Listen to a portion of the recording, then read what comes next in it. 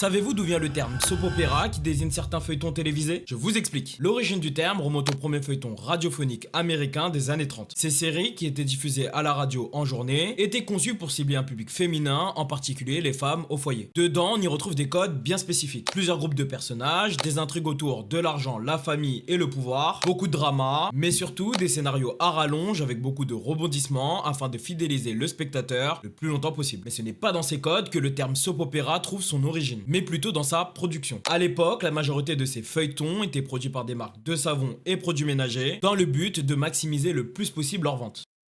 Ce n'est qu'avec le temps et son passage à la télé que le terme est resté pour désigner le genre avec les codes spécifiques que j'ai cités plus tôt. Aujourd'hui, on distingue deux types de soap opéra. Ceux diffusés en journée et quotidiennement avec un nombre d'épisodes interminable, comme Les Feux de l'amour ou encore Amour, gloire et beauté. Et ceux diffusés en soirée de manière hebdomadaire avec un format saisonnier comme Desperate Housewives ou encore Devious Maids. Voilà, maintenant vous savez d'où vient l'origine du terme soap opéra. N'hésitez pas à me dire dans les commentaires quelle est votre soap préférée.